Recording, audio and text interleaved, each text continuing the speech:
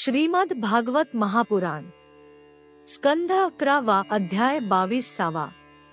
तत्वांची संख्या आणि पुरुष प्रकृती विवेक. उद्धव म्हणाला, हे प्रभो, हे विश्वेश्वर, तत्वांची संख्या ऋषींनी किती सांगितली आहे? आपण तर नुकतीच 9, 11, 5 आणि 3 म्हणजेच एकूण 28 तत्वे सांगितलेली ऐकली. काही जण 26 तत्वे सांगतात, तर दुसरे काही जण 25, काही जण 7, 9 किंवा 6 म्हणतात. काही जण 4 सांगतात, तर काही जण 11, काही जण 17, काही जण 16, तर काही जण 13 सांगतात. हे सनातन श्रीकृष्णा, इतकी वेगवेगळी संख्या ऋषी कशी काय सांगतात? आपण कृपा करून ते आम्हाला सांगावे. श्री भगवान म्हणाले, उद्धवा, यांविषयी वेद जाणणारे जे काही सांगतात ते सर्व खरेच आहे, कारण सर्व तत्वे सर्वांच्यामध्ये अंतर्भूत आहेत. माझ्या मायेच्या आधारावर काय सांगणे अशक्य आहे. तुम्ही जे म्हणता ते बरोबर नाही, मी जे सांगतो तेच बरोबर. अशा प्रकारे जगाच्या कारणासंबंधीचा वाद सोडण्यास कठीण अशा त्रिगुणात्मक वृत्तींमुळे होतो. सत्व इत्यादी गुणरूप शक्तींच्या क्षोभामुळेच केवळ नावरूपात्मक मिथ्या प्रपंच उभा राहिला आहे. वादविवाद करणाऱ्यांच्या वादाचा हाच विषय आहे. जेव्हा इंद्रिये आपल्या ताब्यात येतात आणि चित्त शांत होते, तेव्हा त्यांची भेदबुद्धी नाहीशी होते आणि वादसुद्धा शांत होतो. हे पुरुष श्रेष्ठा, तत्वे एकमेकात प्रवेश करू शकतात, म्हणून तत्वांची जितकी संख्या वक्ता सांगू इच्छितो त्यानुसार कारणे कार्यांमध्ये किंवा कार्ये कारणांमध्ये मिळवून आपली इच्छित संख्या तो सिद्ध करतो. एकाच कारणरूप तत्वामध्ये किंवा कार्यरूप तत्वामध्ये पूर्णपणे दुसरी तत्वे मिसळलेली दिसतात. यांची गणती जे जे करू इच्छितात त्यांनी ज्या कार्याला ज्या कारणामध्ये किंवा ज्या कारणाला ज्या कार्यामध्ये अंतर्भूत करून तत्वांची जितकी संख्या स्वीकारली आहे ते प्रतिपादन युक्तिसंगत असल्यामुळे आम्ही निश्चितपणे स्वीकारले आहे. जीव अनादी कालापासून अविद्येने युक्त असल्यामुळे तो स्वतःला जाणू शकत नाही, म्हणून त्याला आत्मज्ञान करून देण्यासाठी दुसऱ्या सर्वज्ञाची आवश्यकता आहे. अशा रीतीने प्रकृतीची 24 तत्वे, पुरुष आणि ईश्वर अशी ही 26 तत्वे आहेत.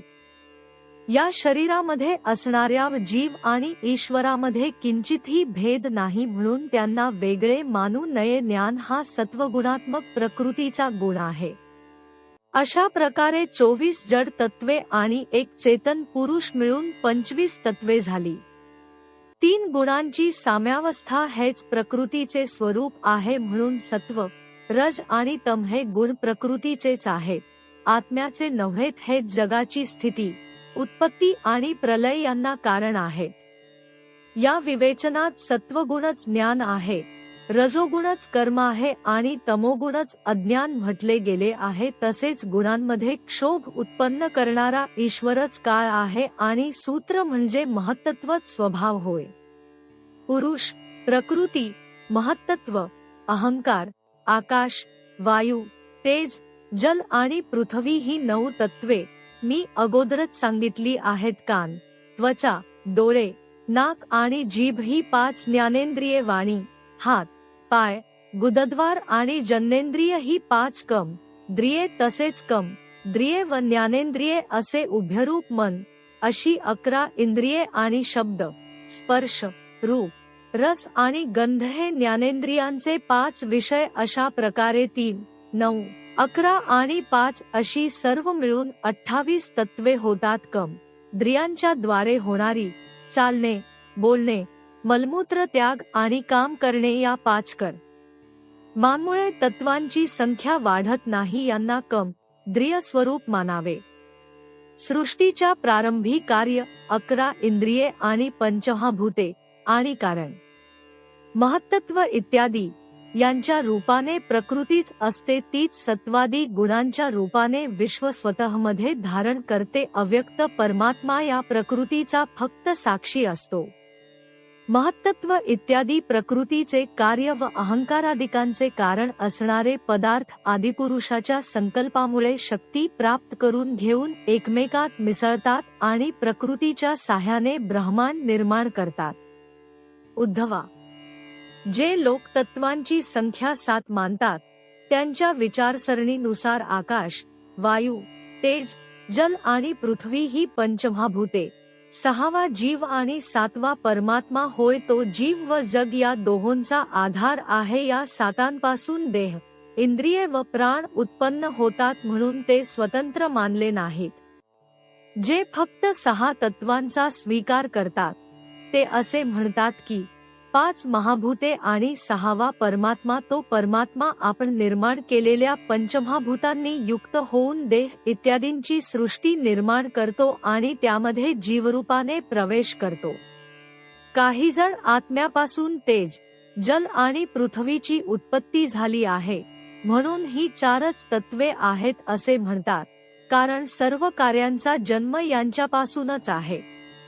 काही लोक 5 महाभूते, 5 तन्मात्रा, 5 ज्ञानेंद्रिये, 1 मन आणि 1 आत्मा अशी तत्वांची संख्या 17 सांगतात. जे तत्वांची संख्या 16 सांगतात ते आत्म्यामध्येच मनाचाही समावेश करतात. जे लोक 13 तत्वे मानतात ते म्हणतात की 5 महाभूते, 5 ज्ञानेंद्रिये, मन, जीवात्मा आणि परमात्मा. 11 संख्या मानणारे 5 महाभूते, 5 ज्ञानेंद्रिये आणि 1 आत्मा मानतात. काही जण 5 सूक्ष्म भूते, मन, बुद्धी, अहंकार, पुरुष ही 9 तत्वे मानतात. ऋषींनी अशा प्रकारे निरनिराळ्या पद्धतींनी तत्वांची गणना केली आहे. सगळ्यांचे म्हणणे युक्तिसंगत असल्यामुळे उचितच आहे, नाहीतरी विद्वानांना काय शोभत नाही. उद्धव म्हणाला, हे कृष्णा, जरी स्वरूपतः प्रकृती आणि पुरुष हे एकमेकांपासून सर्वथैव वेगळे आहेत तरी सुद्धा ते एकमेकांमध्ये मिसळून गेल्यामुळे त्यांच्यामध्ये काही फरक दिसत नाही. प्रकृतीमध्ये पुरुष आणि पुरुषामध्ये प्रकृती आहे असेच वाटते. हे कमलनयना, अशा प्रकारे यांची भिन्नता आणि अभिन्नता पाहून माझ्या अंतःकरणामध्ये फार मोठा संशय निर्माण झाला आहे. हे सर्वज्ञा, आपल्या युक्तिसंगत वाणीने माझ्या या संशयाचे निराकरण करा. भगवन, आपल्याच कृपेने जीवांना ज्ञान होते आणि आपल्याच अविद्याशक्तीने त्यांच्या ज्ञानाचा नाश होतो. या आपल्या मायेचे हे स्वरूप आपणच जाणता, दुसरे कोणीही नाही. श्री भगवान म्हणाले, उद्धवा, प्रकृती आणि पुरुष म्हणजेच शरीर आणि आत्मा या दोघांमध्ये फार फरक आहे, कारण गुणांच्या क्षोभाने सृष्टी उत्पन्न होते म्हणून ती विकारांनी युक्त आहे. उद्धवा, माझी माया त्रिगुणात्मिका आहे. तीच आपल्या गुणांनी अनेक प्रकारच्या भेदवृत्ती निर्माण करते. हिची कार्ये जरी अनेक असली तरी सुद्धा त्यांची अध्यात्म, अधिदैव आणि अधिभूत या 3 भागांमध्ये विभागणी केली जाते. जसा डोळा अध्यात्म आहे त्याचा विषय रूप हे अधिभूत आहे आणि डोळ्यांमध्ये असलेला अधिदैव अंश सूर्य आहे. हे तिघेही एकमेकांच्या आश्रयाने राहतात, परंतु आकाशातील सूर्य एक असून तो स्वतः सिद्ध आहे. तसाच आत्मा सुद्धा तिन्ही भेदांचे मूलकारण असल्यामुळे एकरूप असून त्यांच्याहून वेगळा आहे. तो स्वयंप्रकाश असून आपल्या प्रकाशाने सर्व पदार्थांना प्रकाशित करतो. त्याचप्रमाणे त्वचा, कान, जीभ, नाक आणि चित्त इत्यादींचे सुद्धा 3 भेद आहेत. त्वचा, स्पर्श, वायू, कान, शब्द, दिशा, जीभ, रस, वरुण, नाक, वास, अश्विनी कुमार, चित्त, चिंतन विषय. वासुदेव, प्रकृतीपासून महत्त्व आणि महत्त्वापासून अहंकार उत्पन्न होतो म्हणून हा अहंकार गुणांच्या क्षोभाने उत्पन्न झालेल्या प्रकृतीचेच कार्य आहे. अहंकाराचे 3 भेद आहेत: वैकारिक, सात्विक, ऐंद्रिय, राजस आणि तामस. हा अहंकारच अज्ञान आणि सृष्टीच्या विविधतेचे कारण आहे. त्वचा, स्पर्श, वायू, कान, शब्द, दिशा, जीभ, रस, वरुण, नाक, वास, अश्विनी कुमार, चित्त, चिंतन विषय. वासुदेव आत्म्याच्या अज्ञानामुळे तो आहे किंवा नाही हा वाद आहे. पदार्थांविषयीची भेदबुद्धी ही आत्म्याच्या अज्ञानामुळे आहे. हे सर्व अर्थशून्य असूनही ज्ञानस्वरूप अशा मला जे लोक विन्मुख आहेत त्यांचा हा वाद संपत नाही. उद्धवाने विचारले, भगवान, आपल्याला विन्मुख असलेले जीव स्वतःच केलेल्या कर्मांमुळे उच्च-नीच योनींमध्ये जातेत राहतात. हे गोविंदा, ज्या लोकांना आत्मज्ञान नसते त्यांना या विषयाची कल्पनाही करता येत नाही आणि जगात बहुतेक लोक आपल्या मायेत गुंतल्यामुळे हे जाणत नाहीत. म्हणून आपणच मला याचे रहस्य सांगा. भगवान श्रीकृष्ण म्हणाले, मनुष्यांचे मन हे कर्मसंस्कारांचा समूह आहे. त्या संस्कारांनुसार भोग प्राप्त करून घेण्यासाठी ते मन 5 इंद्रियांसह एका शरीरातून दुसऱ्या शरीरात जात असते. आत्मा त्यापासून वेगळा असूनही त्याचा अहंकार धरतो, त्यामुळे त्याला सुद्धा आपले जाणे-येणे भासू लागते. कर्माच्या अधीन असणारे मन नेहमी या किंवा परलोकांशी संबंधित विषयांचे चिंतन करीत असते. जेव्हा ते नव्या विषयाचे चिंतन करते तेव्हा ते पहिला विषय विसरते. त्यावेळी त्याची अगोदरच्या विषयांची स्मृती सुद्धा नाहीशी होते. नवीन देहाच्या विषयात तल्लीन झाल्यामुळे जीवाला पहिल्या देहाचे विस्मरण होते. कोणत्याही कारणाने आपल्या अगोदरच्या शरीराविषयी मुळीच आत्मीयता नसणे किंवा त्याला पूर्णपणे विसरणे म्हणजेच मृत्यू होय. हे उदार उद्धवा, मनुष्य जेव्हा नव्या शरीराचा पूर्णपणे आपलेपणाने स्वीकार करतो तोच त्याचा जन्म होय. ज्याप्रमाणे स्वप्नामध्ये किंवा मनोरथ करताना माणूस नव्या शरीराचा आपले म्हणून स्वीकार करतो. नव्या स्वप्नामध्ये किंवा मनोरथ करताना पहिले स्वप्न किंवा मनोरथ जीवाला मुळीच आठवत नाही, त्याचप्रमाणे नव्या शरीराचा स्वीकार केल्यावर जीव आपण पूर्वीचेच असूनही नव्यानेच उत्पन्न झालो आहो असे मानतो. मनाच्या निरनिराळ्या देहांविषयीच्या अभिमानामुळे आत्म्याच्या ठिकाणी उत्तम, मध्यम व अध असा नसलेलाच भेद उत्पन्न होतो. तसाच आतबाहेर हा भेद उत्पन्न होतो. जसा दृष्ट पुत्राला जन्म देणारा पिता त्या मुलामुळे लोकांचा शत्रू किंवा मित्र बनतो. उद्धवा, काळाची गती सूक्ष्म असल्यामुळे क्षणोक्षणी प्राण्यांच्या शरीरांची उत्पत्ती आणि नाश असूनही ते दिसून येत नाहीत. कालाच्या प्रभावाने ज्याप्रमाणे दिव्याची ज्योत, नद्यांचे प्रवाह किंवा झाडावरील फळांच्या अवस्था बदलत असतात त्याचप्रमाणे सर्व प्राण्यांच्या शरीराचे आयुष्य, अवस्था इत्यादी सुद्धा बदलत असतात. त्याच ज्योतीचा हा दिवा आहे, प्रवाहातील पाणी तेच आहे असे समजणे आणि म्हणणे जसे खोटे आहे, त्याचप्रमाणे विषयचिंतनामध्ये आपले आयुष्य व्यर्थ घालविणाऱ्या अविवेकी पुरुषांचे तोच हा मनुष्य असे म्हणणे आणि समजणे सर्वथैव खोटे आहे. तो अविवेकी मनुष्य ही वास्तविक कर्मबीजापासून उत्पन्न होत नाही की मरतही नाही, परंतु भ्रमामुळे आत्मा अमर असूनही त्याला तसे वाटते जसा लाकडाशी संयोग झाल्याने अग्नी पेटतो किंवा वियोगाने विझतो असे वाटते. वास्तविक अग्नी नित्य आहे. उद्धवा, गर्भाधान, गर्भवृद्धी, जन्म, बाल्य, कुमारावस्था, तारुण्य, म्हातारपण आणि मृत्यू या 9 अवस्था शरीराच्याच आहेत.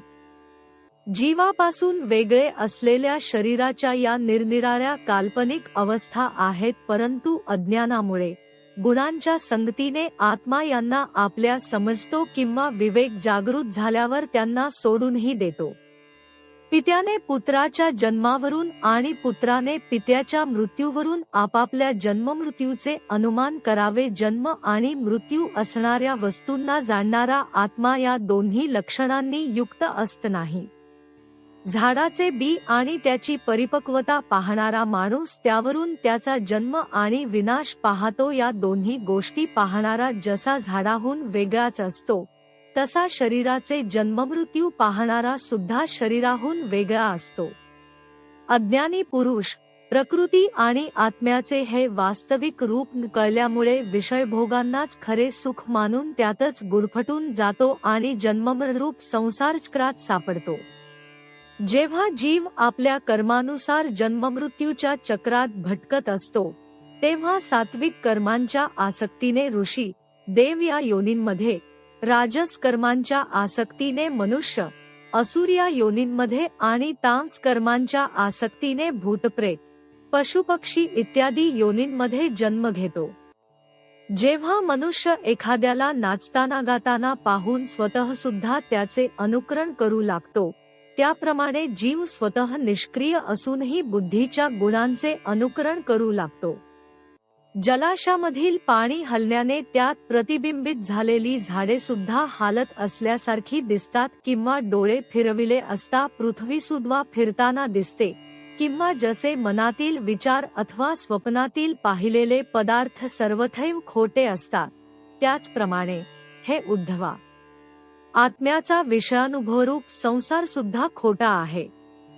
जशी स्वप्नातील अनर्थ परंपरा ते पाहत असेपर्यंत नाहीशी होत नाही, त्याचप्रमाणे विषय खरे नसूनही जो जीव त्यांचे चिंतन करीत राहतो तोपर्यंत त्याचे हे संसारचक्र थांबत नाही. म्हणून उद्धवा, या नाठाळ इंद्रियांनी विषयांचा उपभोग घेऊ नकोस. आत्म्याच्या अज्ञानामुळे भासणारा हा भेदभ्रम आहे असे समज. दुर्जनांनी धक्के मारून बाहेर हाकलले, अपमान केला, उपहास केला, निंदा केली, मारपीट केली, बांधून ठेवले, उपजीविकेचे साधन काढून घेतले, अंगावर थुंकले, मूत्रविसर्जन केले किंवा निरनिराळ्या प्रकारे त्रास देऊन चित्त विचलित करण्याचा प्रयत्न केला किंवा अशा तऱ्हेचे कोणतेही संकट असले तरी ज्याला आपले कल्याण करून घेण्याची इच्छा आहे त्याने आपल्या विवेक बुद्धीने त्या अडचणींपासून स्वतःचे रक्षण करावे. उद्धव म्हणाला, भगवन, हे ज्ञान देण्यात आपणच कुशल आहात. दुर्जनांची अशी कृत्ये मला मुळीच सहन होत नाहीत, म्हणून मला अशा रीतीने हे सांगा की जेणेकरून मी हे आचरणात आणू शकेन. हे विश्वात्मन, जे आपल्या चरणांना शरण आलेले असून भागवत धर्माच्या आचरणात कायम मग्न असतात, अशा शांतचित्त लोकांशिवाय अन्य कोणाही विद्वानांना सुद्धा स्वभाव बदलता येत नाही. अध्याय 22 समाप्त.